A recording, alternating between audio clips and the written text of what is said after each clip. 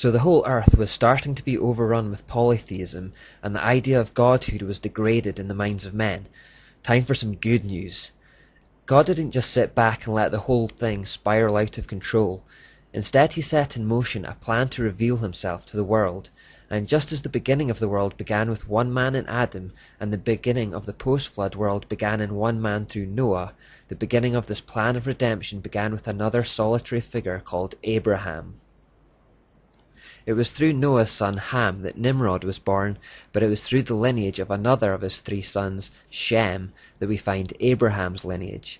The Lord called Abraham, saying, "Leave your native country, your relatives, and your father's family, and go to the land that I will show you. I will make you into a great nation. I will bless you and make you famous, and you will be a blessing to others. I will bless those who bless you, and curse those who treat you with contempt. All the families on earth will be blessed through you." God goes on to say in Genesis 18:19, "I have singled him out so that he will direct his sons and their families to keep the way of the Lord by doing what is right and just." God's plan was to create a group of people, a nation, that would belong to him in the midst of the world that had fallen prey to the satanic mystery Babylon system. This nation would become Israel, and these people would become known as the Jews. And through this single group, he would execute his stunning plan for the redemption of the world. He would reveal himself to them so that he could reveal himself through them to the rest of the world.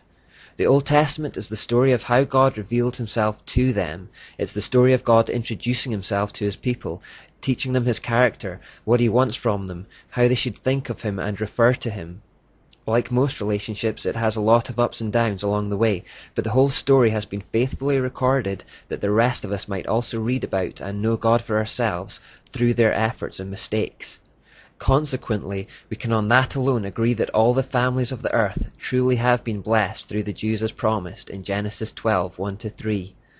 The culmination of God's master plan would be Jesus, the glorious Messiah prophesied about in Genesis 3, the one who would crush the serpent's head. His death and resurrection was the decisive blow in the war with Satan, but it all began with one faithful man, Abraham. It wasn't that Abraham was especially righteous. In fact, he had a pagan background like most other people, but God can use anyone for his purposes. In fact, inadequacy almost helps because it causes men to rely on God when they might otherwise be tempted to rely on themselves. Abraham received the promise that he would be the beginning of a great nation when he was already around 75 years old. Sarah was barren and they were childless. Humanly speaking, what God was promising was impossible. Abraham's faith faltered as he just couldn't see how it would be possible for him to become the father of any child, let alone one that would be so important. Sarah suggested that they could force the issue in their own strength, without God, by having a son with their Egyptian slave girl Hagar instead. Abraham did this, and the son was called Ishmael. However, this child that had come about from their own human efforts was not the one God had promised. Instead, even later in life, Sarah eventually miraculously conceived. This child of the promise was called Isaac, and it was through him that the Jewish nation came to be.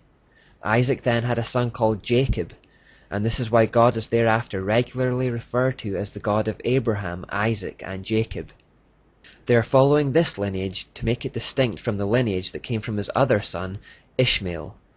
However, because Ishmael was also a child of Abraham, God promised that he would turn him into a great nation too. Ishmael is the first of the people group we now know as the Arabs. God said, "Isaac is the son through whom your descendants will be counted, but I will also make a nation of the descendants of Hagar's son, because he is your son too." The rest of the Old Testament is basically the story of this nation that became known as Israel, this people group that became known as the Jews, and how they stood alone as God's people in a world full of mystery Babylon religion manifested as polytheism, sorcery, and astrology. They were often persecuted, attacked, enslaved, driven out from their land, but God revealed himself to them and through them to the world. They keep losing faith in him, and God keeps showing them that they can trust him. They turn their back on him, and God chases after them. As we move through the Old Testament years, we will see evidence of this. Incidentally, the fact that Isaac replaced the firstborn Ishmael as the favoured son is a spiritual root for the Arabs' hatred of the Jews. As descendants of Ishmael, the Islamic world retains the same bitterness and animosity toward Israel as Ishmael had towards Isaac. As we fast forward from Abraham past Isaac and past Jacob, we get to Jacob's son Joseph, and you will no doubt know his famous story. The youngest brother in the family, he was beaten and sold into slavery by his older brothers. Many years of slavery, false accusation, and imprisonment later, he ended up in Egypt, where he becomes second in command to Pharaoh, the Egyptian prime minister. He was later reconciled with his brothers, and the whole family moved to Egypt to be with him there. It is while there in Egypt that the Jewish people really began to multiply.